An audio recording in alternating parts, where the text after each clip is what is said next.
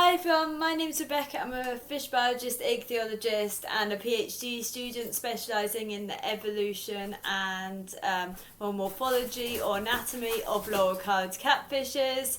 Ignore the noise in the background, the guinea pigs have zoomies around this time of day so it can be a little bit loud. But I'm going to talk today about probably a word that is very misunderstood, and the actual ideas on it have changed so much in the last few years maybe, or even last decade, and this is the word community that you'll commonly see referred to in an aquarium.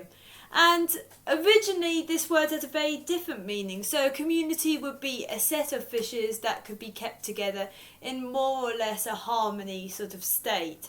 And this kind of matches how it is in the wild or in nature, where a community is a set of organisms that interact with each other. They're found in the same place. They interact as in it might not entirely just be behavioural, but it can be stuff as in they're feeding on each other. They might be benefiting, they might be negative, there might be neutral sort of interactions.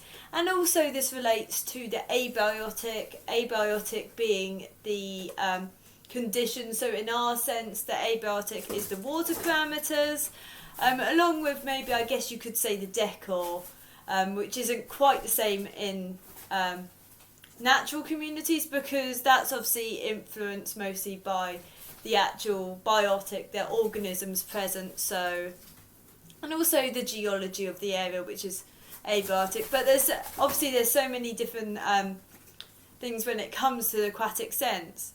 So I think this word community, it isn't really helpful in the modern sense or the new sense that's being used for it. So a lot of people will use the word community to refer to what they see as peaceful or easy fish, which, why is it potentially a bad word to use in that context, or why is that definition not reliable or not a good definition for it? Because there is no real, I guess, strict definition when it comes to the aquarium hobby.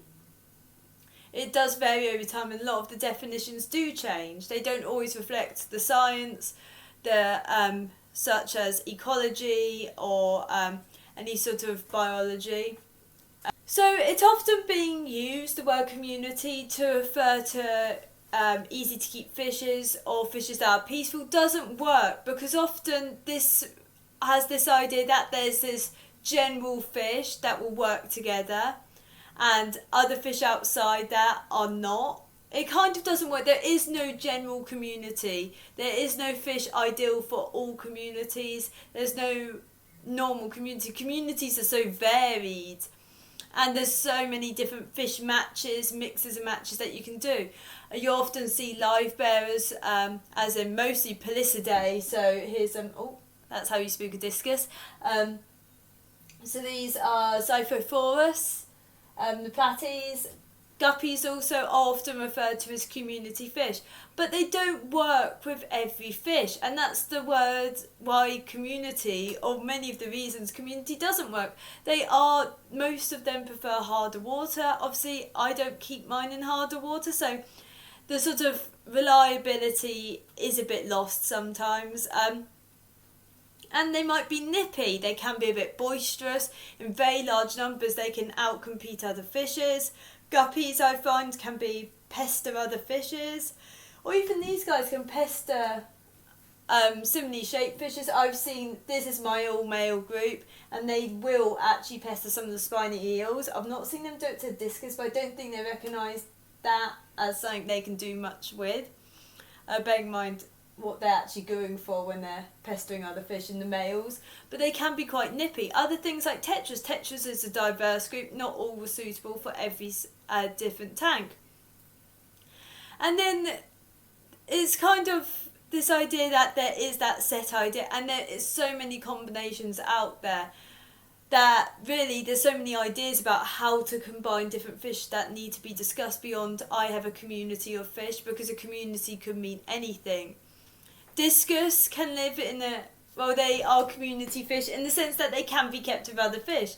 The only fish that are not community would be species only ones that are, usually this is due to mostly extremely predatory behaviour that doesn't really match with other taxa or other fishes. So ones like, I think a lot of puffers, bearing in mind that maybe they might not go for other fish so often, but when they do, they can do a lot of damage. Whereas take some predatory cichlids, they can do less damage, and usually they can work with quite a few more fishes. And it really does depend on the context of what you're keeping them with. So this word community, you can keep a community of fish that in one set, if you keep them with one fish, they're really not going to work. If you keep them with others, they could work. And there's so much more to it than this word community, because community is not one set thing, it's not one set setup. There's also the aspect of the abiotic environment. Many fishes might not work together because of that abiotic environment. Some might want very high flow, whereas others might not be tolerant of almost any flow.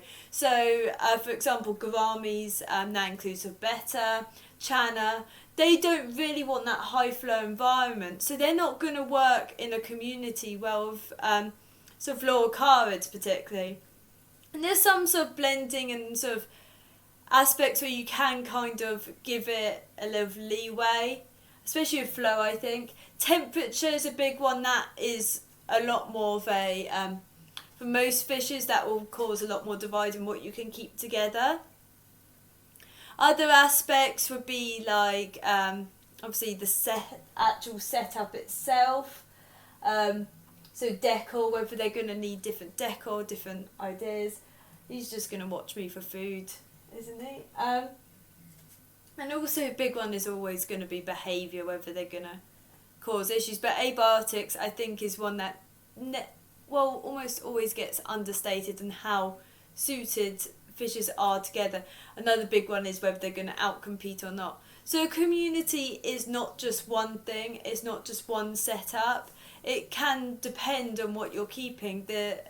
Every fish tank which has a multiple different groups of fishes is a community. It's just a different type of community.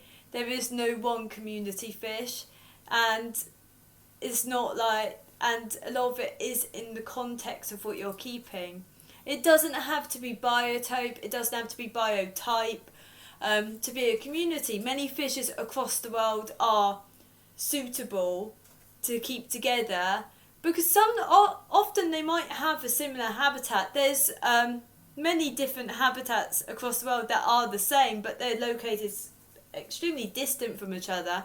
Having a leaf that is where they're found in your leaf litter, if they're found around leaf litter, not all fish are, is not going to make a difference to the enrichment of the fish. So biotope is saying that it's an art form, I guess, that there's a lot of value in it, but sometimes thinking about replicating that habitat in another way is just as important. So I think I might have summarised what I'm talking about. It's more that there's many different types of communities. There's not just that one ideal community or that one ideal community fish. There's no beginner community. Beginners, it depends on how you're going to keep your fish and what work you want to put in. Not work as in physical work, but actually researching and understanding the fish, and at what level you're going to actually research. If you're going to use websites then, and only use websites, not use scientific names, that limits what you can keep massively. But I think this tank is a good example of all of these fish work together.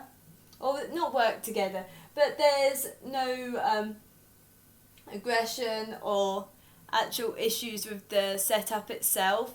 There's plenty of flow. I actually find discus, I have no issue with flow. I think the main thing there is because a lot of wild habitats where they might be found, even like betta and gourami, I think it really depends, but they're found in high flow environments, then they get credit for, and more than most aquariums will deal with. I find discus are plenty capable of dealing with flow and not having any issues. Betta, the captive bred ones, obviously do have issues, and then I've got, what's it? Micrognathus circumcintus, which is the dwarf half-banded spiny eel. I've got 2 in there. I've got a male and I think a male and a female just on body shape.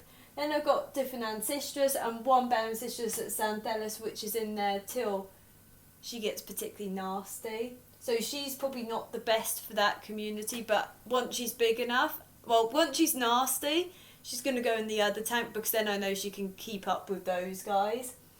Then I've got different snails.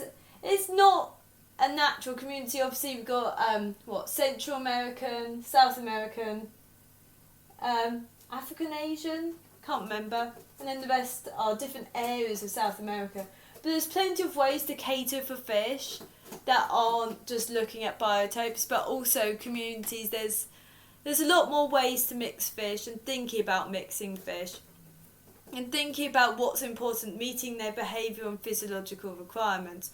Obviously there's some major ones, especially when I think it comes to mineral content, and some fish are more forgiving at either side than others for that sort of thing. So anyway, I hope this is just meant to be sort of a discussion or where to start a discussion, because I think a lot of the topics I talk about is more not about learning from me so much, but giving something to actually start researching, looking at papers, questioning. I think questioning everything in the hobby is really important. And, well, not everything, but just start thinking, is this true? Or is this right? Being ethics, right and true, whether it matches the science we know so far. But science doesn't really work on truth entirely, it just works on opinion. And sometimes just using a lot of critical analysis. So anyway, thank you for watching. If you like my videos, please comment, like and subscribe. This is just going to be a quick video. I might do live streams in the future, I'm not entirely sure. And any questions or things that I can do a video on, there's videos I've planned, I just don't have the bee footage, just footage that I can put in the background, because especially when I don't even have the fish, not that, look at all these lovely ancestors that you can totally see, because none of them are out in this tank and they never really come out unless I'm sort of working and not really moving around the tank like that. Anyway, thank you for watching.